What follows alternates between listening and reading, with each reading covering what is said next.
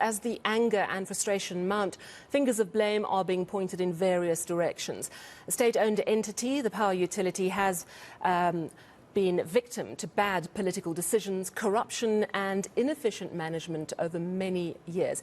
Eskom says the situation has been worsened recently by striking workers, forcing them to implement stage 6 power cuts. We know that a 7% wage offer is being presented to workers tomorrow.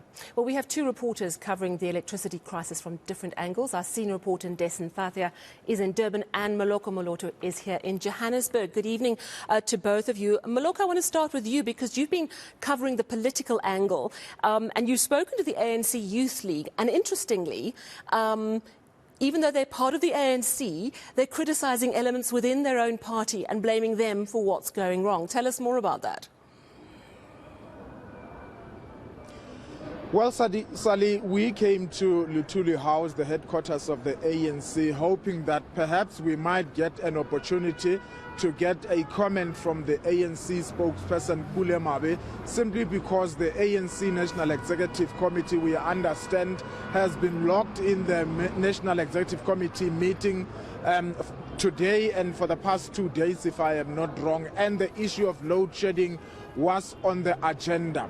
Now, upon our arrival here, we found members of the ANC Youth League from around Johannesburg picketing outside Luthuli House, really complaining about load shedding and indicating that they want the NEC to be decisive, to fire the Minister of Public Enterprises, Pravin Gordhan, but also to dissolve the board of Eskom and also to fire the management of Eskom, saying that they are responsible for this, despite the fact that, you know, when load shedding started many years ago, all these people that I have mentioned that they want fired were not in those positions. But of course, they are saying these people are in those positions now, they must take accountability. So let's listen to this agitated members of the ANC Youth League as they are calling for change at the executive of Eskom and even in cabinet. Sally.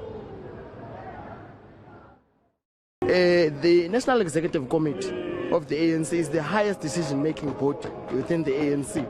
They have been dilly-dancing around the issue of Comrade Pravin Gordhan. They have been dilly-dancing around the issue of the COO and the CEO of Eskom.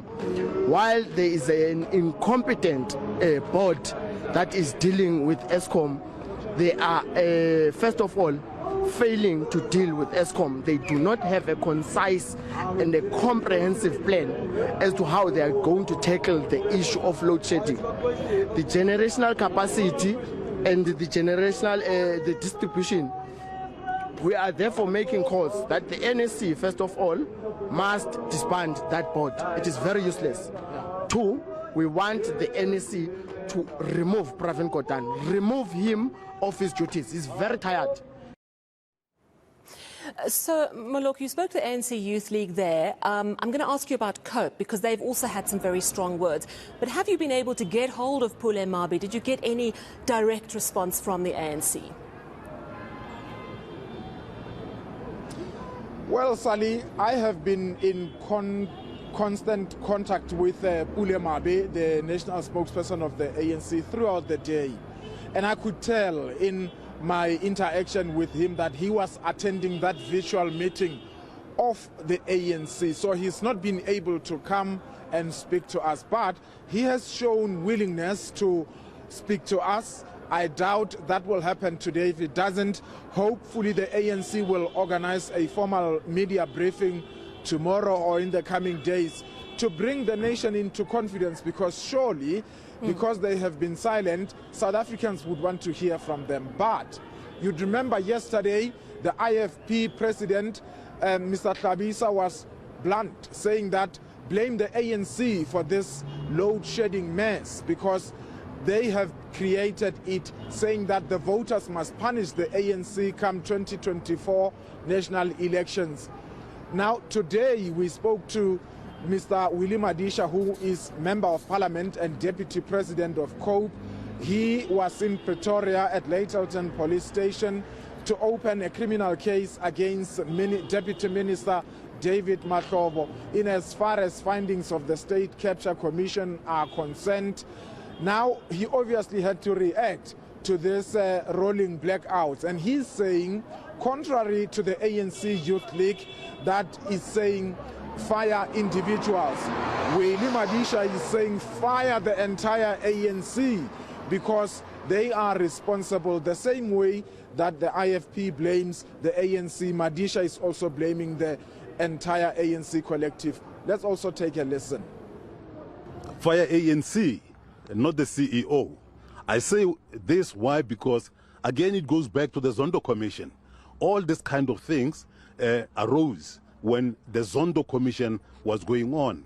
It was able to find out, I'm referring to the Commission, to find out that all those people who were employed, you talk about Molefe, you talk about Koko, you talk about all this kind of people, they were involved, and these people were deployed by the ANC. And the very many, lots and lots of money, which came as a result of, the corruption there in the in Eskom and other many state-owned enterprises.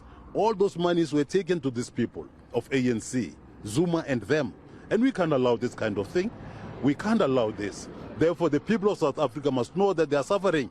There's no electricity, no transport, no food, nothing because of those people.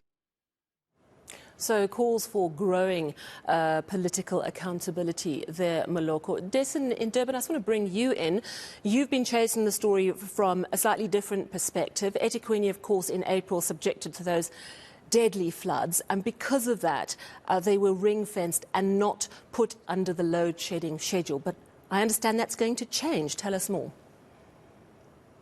Unfortunately, it is, Sal. So you're right. After those April floods, that's when a decision was taken. But one thing that was stressed to me today by Maxwell Mthembu from the eThekwini Municipality's electricity department is that he said that this should not be viewed as Eskom or the rest of the country taking pity on Durban because of by not load shedding the city.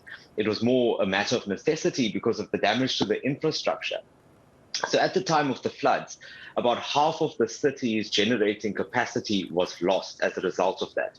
So about 700 to 800 megawatts was gone, and the city then had to work to try to get itself back up to the level that it was and the amount that it was providing to citizens here. So that amount hasn't been reached yet. There's still a shortfall of about 200 megawatts. But what that means effectively is that although we haven't had load shedding in the literal sense, we have been load shedding because of the shortfall there.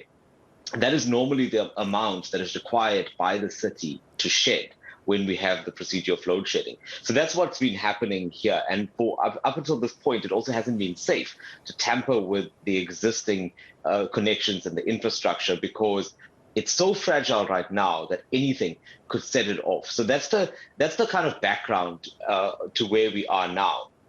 A decision has been taken, many meetings between Eskom and the eThekwini municipality to get to this point. But eventually it was decided that the city would come on board, and at least by the 1st of August, there would be load shedding. So let's listen into some of that interview that I did with Maxwell Mthembu, the head of eThekwini Electricity.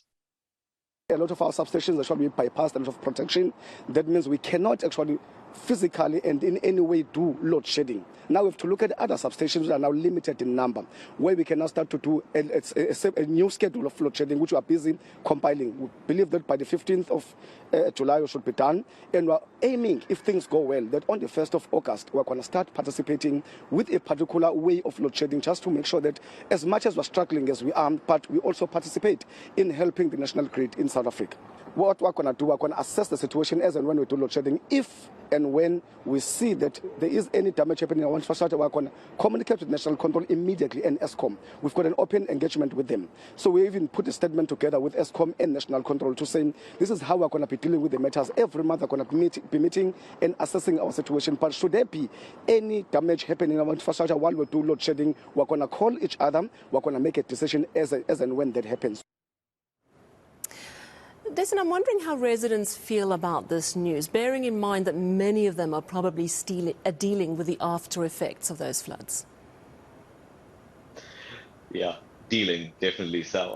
So this is the kind of situation now where eThekwini is not any stranger to load shedding. I mean, we've had it before. It's just that now it's a particularly difficult period for everyone. And I think the consensus that we've found is that everyone we've spoken to has basically said, we are not ready as a city yet.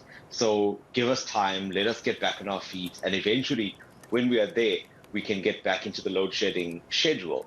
But right now, as I mentioned to you, and as Maxwell Mthembu has said there as well, even the infrastructure is not up to scratch. So a lot of frustration here. KZN has dealt with a lot, Durban being the epicenter of it. So we did have an opportunity to speak to some of those residents about their feelings. Let's listen into one of those interviews. Well, I don't think that we are ready for load shedding stage 6. Durban and KZN has been under a lot of pressure. We've been affected a lot with the floods and also the looting as well. We are still recovering from that. So having to have load shedding stage 6, it wouldn't do justice to the KZN residents. Like for instance, we're just recovering from the economy of Durban and KZN as well. We are still doing the recovery. You've also spoken to the business community. What are their thoughts? Well, they're not happy. Just like residents, they also believe that they've been through a lot. And I mean, that's not an exaggeration.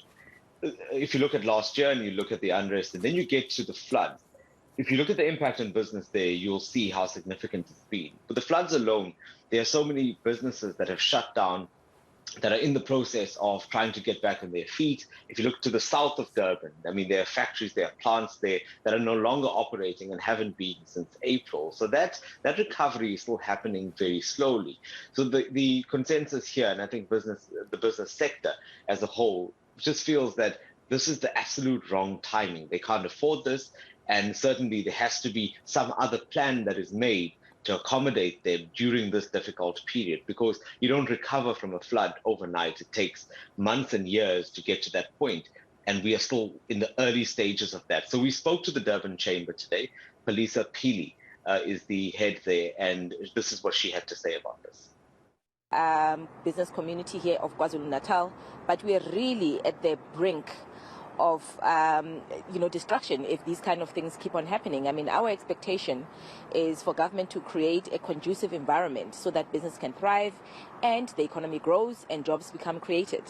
So to be honest with you, the main plea that we're having as a business community of KwaZulu-Natal is really to the civil servants, all of them, not just here in Durban, but all of them throughout the country. We've seen what is happening right now with Eskom and the strike, as well as the unions and the roles that they're playing, is that we really plead for all civil servants to please take their job seriously and deliver services, because at the end of the day, if the services are not going to be delivered, businesses will close down, and it's not just us in the private sector that will lose jobs, but eventually who's going to be paying the taxes? They too will lose their jobs. So really the main request is, can we have the full civil servants taking responsibility and making sure that they deliver the services? Yeah, so Durban exempt from load shedding currently, but that's all going to change in August, adding more pressure on a city still trying to recover from the April floods. Dasen Thathiah in Durban, thank you very much. Also in Johannesburg, our reporter Moloko Moloto, thank you as well.